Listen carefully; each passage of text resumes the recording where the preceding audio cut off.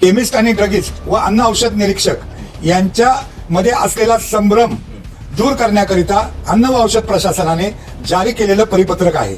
हा कुठलाही नवीन नियम किंवा कायदा नाही. माझं IMA ला आव्हान आहे की त्यांनी अशा पद्धतीने MMC कडे किती तक्रारी केल्या आणि किती डॉक्टरांवर गेल्या 4 वर्षात कारवाई केल्या, त्याच्या आधीच सोडून देतो या 2020 याची एकदा त्यांनी यादी जाहीर करावी. नमस्कार, तुमचं स्वागत आहे DRV न्यूज मराठीमध्ये. मी गुणवंत दांगट. होमिओपॅथी डॉक्टरांना आता ॲलोपॅथी जे औषध आहे ते आपल्या रुग्णांना देण्यात येणार आहेत अशा प्रकारचा शासनाने एक नुकतंच परिपत्रक काढलेलं आहे. आणि या सगळ्या संदर्भामध्ये बोलण्यासाठी महाराष्ट्र राज्य होमिओपॅथीचे जे प्रशासक आहेत डॉक्टर बाहुबली शाह हे आज आपल्यासोबत आहेत. सर, तुमचं खूप खूप स्वागत आहे. नमस्कार, धन्यवाद. शासनाने नुकतंच एक परिपत्रक काढलेलं आहे. होमिओपॅथीचे डॉक्टर आहेत त्यांना आपल्या रुग्णांना आता होमिओपॅथीची औषधं देण्यात येण्याचा शासनानं परिपत्रक काढलेलं आहे. तुम्ही महाराष्ट्र शासन होमिओपॅथीच्या प्रशासक म्हणून या संदर्भामध्ये काय सांगाल? एकूण काय तुमची भूमिका आहे?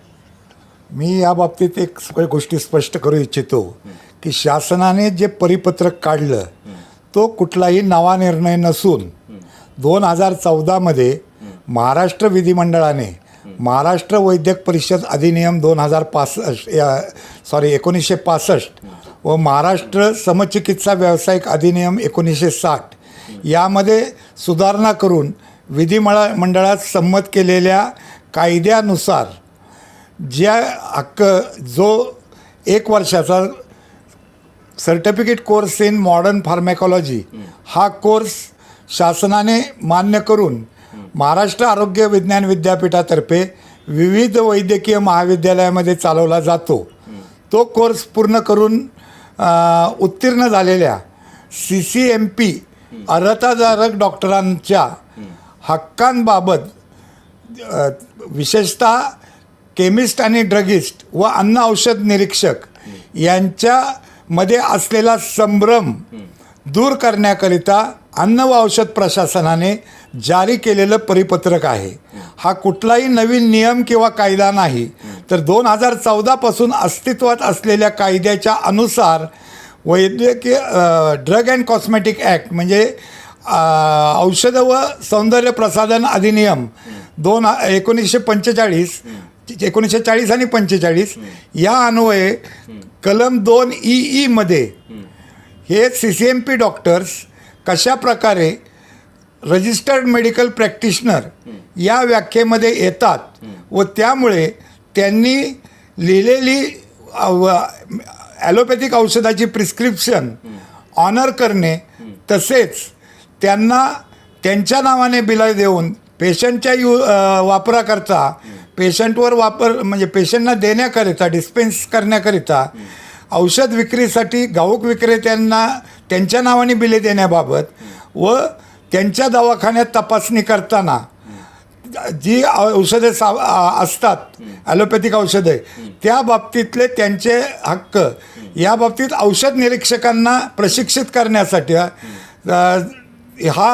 हे परिपत्रक अन्न व औषध प्रशासनाने दिनांक 26 डिसेंबर 2024 रोजी जारी केलेलं आहे. ज्यावेळेस 2014 हे जो नियम काढला होता, पण आत्ता 2025 आहे, एवढा अवधी का लागला असं तुम्हाला असं वाटतं? 2014 अधिनियम झाल्यानंतर प्रत्यक्षात 2016 CCMP कोर्स हा अस्तित्वात आला आणि त्याच्यानंतर हे साधारणतः 2017 पासून हे वैद्यकीय व्यवसाय करायला लागले. त्यामध्ये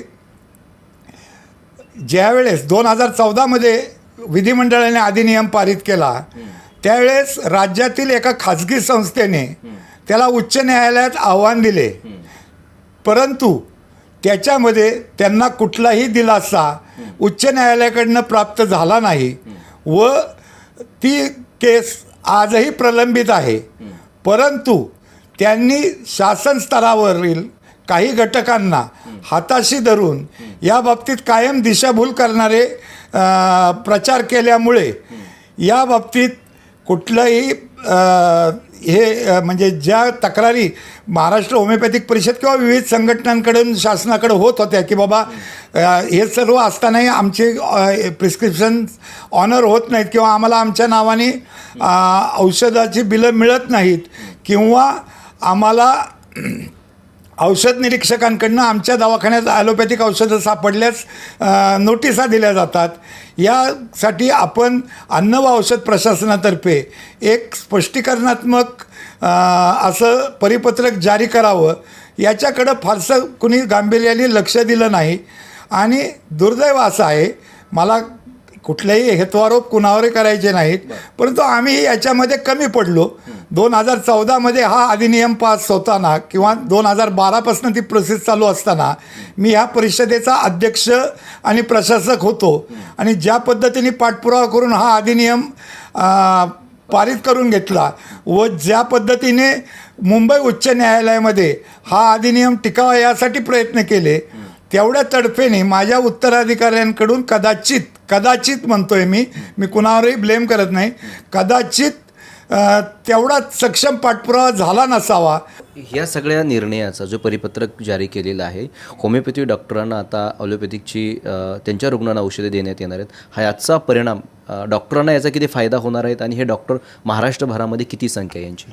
साधारणतः 26,000 ते 28,000 डॉक्टरांनी या बाबतीमध्ये, कारण तर प्रत्येक डॉक्टर ज्यांनी CCMP पास केलेला आहे त्याची नोंद जोपर्यंत परिषदेकडे तो अतिरिक्त अर्हता नोंद करत नाही तोपर्यंत आमच्याकडे होत नाही. परंतु साधारणतः आमच्याकडनं NOC प्राप्त केलेल्यांची संख्या लक्षात घेता हे 26,000 ते 28,000 याच्या दरम्यान ही संख्या आहे. आता त्यांना फायदा जर म्हटला तर व्यावसायिक फायदा तसा काहीच नाही, कारण ते ऑलरेडी कायदेशीररित्या व्यवसाय करत होते. परंतु त्यांना जो होणारा त्रास होता म्हणजे कधीकधी काही औषध विक्रेत्यांकडनं त्यांच्या प्रिस्क्रिप्शन डिसऑनर होत नव्हती, पण त्यांचं प्रिस्क्रिप्शन असताना बिलं दिली जात नव्हती. त्यामुळं पेशंट्सला संबंधित कंपनीकडनं किंवा विमा परताव्या बाबतीत, रिएम्बर्समेंट बाबतीत अडचणी येत होत्या. तसेच घाऊक विक्रेते त्यांच्या नावावर औषध विक्री करत नसल्यामुळे ती जी औषधं ज्यावेळेस त्यांच्या दवाखान्यात औषध निरीक्षक यायचे त्यावेळेस त्याची बिलं सादर करू न शकल्यामुळे त्यांच्यावर जी कारवाई करायची एक टांगती तलवार होती, ती टांगती तलवार पूर्णपणे दूर होऊन ह्याच्यामध्ये झाला तर रुग्णांचा खूप मोठा फायदा झालेला आहे. अच्छा, बरोबर. आता ह्या सगळ्या निर्णयाच्या संदर्भामध्ये इंडियन मेडिकल असोसिएशन जी खाजगी संस्था आहे, संघटना आहे, तुमच्या ह्या सगळ्यांच्या विरोधामध्ये आता जाताना दिसते. तिने या सगळ्याला विरोध दर्शवलेला आहे. कसं बघता याकडे? त्यांचा विरोध हा मी म्हणेल अरुण्यरुदन आहे. कसं आहे की दिवस उजाडलाय का हे जर तुम्ही वाळूत तोंड खुपसून बसला तर तुम्हाला कळणारच नाही. आणि हे करत असताना माझं स्वतः वैयक्तिकरित्या इंडियन मेडिकल असोसिएशनच्या पदाधिकाऱ्यांना एक आव्हान आहे की आपण समोरासमोर बसू, आपण आरोग्यसेवेचे एकत्र घटक आहोत, याच्यावर चर्चा करू. कारण अनेक वेळा असं दिसतं की तुमची भूमिका ही दुटप्पी आहे आणि एक प्रकारे त्याला ढोंगीपणाचा वास येतो. माझ्याकडे इथं आत्ता 2020मधली महाराष्ट्र मेडिकल काउन्सिलची एक ऑर्डर आहे तत्कालीन प्रबंधकांच्या सहीची. त्याच्यामध्ये यांनी महाराष्ट्र मेडिकल काउन्सिलच्या जनरल बॉडी मिटिंगमध्ये जे काही ठराव किंवा हे झाले, निर्णय झाले, त्याची मीमांसा केलेली आहे. तर त्याच्यामध्ये सर्वात मोठे आक्षेपार्ह भाग म्हणजे त्यांनी महाराष्ट्र मेडिकल काउन्सिल ॲक्टमधील मेडिकल प्रॅक्टिशनर ह्या बाबतीतलं कोट करताना 2020मध्ये 2014मध्ये झालेला कायदा दुर्लक्षित करून जुन्या पद्धतीने केलेला आहे. म्हणजे एक प्रकारे त्यांनी सरकार आणि विधिमंडळ यांचा अधिक्षेप केलेला आहे. अच्छा, कारण जो कायदा विधिमंडळाने संमत केला आणि राज्यपालांच्या सहीने त्या क्षणी राज्यात लागू आहे त्यातील तरतूद न वापरता की कारण नवीन तरतुदीमध्ये ह्या होमिओपॅथिक काउन्सिलकडे रजिस्टर्ड असणाऱ्या आणि CCMP 5 डॉक्टरांचा समावेश असल्याने त्यांनी जाणून बुजून ते डावललं आहे. तर इथं सगळ्यात मोठा आक्षेपार्ह बाब ही आहे की तुम्ही विधिमंडळाचा मोठा अपमान केलेला आहे. ते विरोधच करत नाही तर ते कोर्टात देखील जाणार आहे असं म्हणतात. नाही, ऐका, ते कोर्टात 2014 कायद्यावरही गेलते. त्याच्यासाठी अनेक वेळा त्यांनी स्टे ऑर्डरची पण हे केली, परंतु आज तागायत ते मिळू शकलेलं नाही. कारण कुठलीही गोष्ट कायदा करणं ह्या बाबतीमध्ये विधिमंडळ आणि सरकार हे सार्वभौम आहेत. त्याच्या बाबतीत फक्त जर घटनात्मक बाबींचं उल्लंघन झालं असेल तर आणि तरच कोर्ट हस्तक्षेप करतं, हे त्यांनाही माहिती आहे. परंतु विथ नो रिझन हे कायम ह्या पद्धतीने दिशाभूल करणारी वक्तव्य करून विरोध करतात आणि जनतेमध्ये संभ्रम करतात. उलट यामुळे काय आहे की जनतेची मध्ये झालेल्या संभ्रमामुळे त्यांना सहज उपलब्ध असणारी वैद्यकीय सेवा कदाचित लांबवू शकते आणि त्याचं जनतेच्या आरोग्यावर विपरीत परिणाम होऊ शकतो. याचंही त्यांनी आत्मपरीक्षण करणं आवश्यक आहे. त्याचबरोबर त्यामध्ये त्यांनी Indian medical council professional conduct ethic and ethics regulation 2002 याचा उल्लेख केलेला आहे. त्याच्यामध्ये त्यांनी म्हटलेलं आहे, a person obtaining qualification in any other system of medicine is not allowed to practise modern system of medicine in any form. इथं पुन्हा त्यांनी विधिमंडळाचा अधिक्षेप केलेला आहे. कारण विधिमंडळाने अधिनियमामध्ये जो दुरुस्ती केली आहे त्याच्यामध्ये स्पष्ट म्हटलेलं आहे की जो डॉक्टर म्हणजे जनरल फिजिशियनची त्यांची रजिस्टर्ड फिजिशियनची जी व्याख्या आहे मेडिकल प्रॅक्टिशनरची, त्याच्यामध्ये जो डॉक्टर महाराष्ट्र होमिओपॅथिक परिषदेकडे नोंदणीकृत आहे आणि ज्यांनी 1 वर्षाचा शासनमान्य certificate course in modern pharmacology हा उत्तीर्ण केलेला आहे, तो या व्याख्येमध्ये आहे, त्याला एक्सक्लूड केलेलं नाही. आणि अशा पद्धतीमध्ये सुप्रीम कोर्टाचे निकाल आहेत की right of practice is right of and right of prescription are synonymous आणि ते दोन्ही एका वाचून वेगळे करता येत नाही. त्यामुळे ह्या कलमामध्ये त्यांना राईट ऑफ प्रॅक्टिसचा अधिकार मिळालेला असतानासुद्धा त्याकडे दुर्लक्ष करून अशा पद्धतीने चुकीचं परिपत्रक त्यांनी जाहीर केलं आहे. आणि पुन्हा एकदा सांगतो की हा एक प्रकारे विधिमंडळाचा अवमान आहे. त्याच्यानंतर मला याच परिपत्रकाच्या अनुषंगाने काही गोष्टी सांगायच्या आहेत की the physician should practice methods of holding forms scientific basis should not associate professionally with anyone who violate the principle.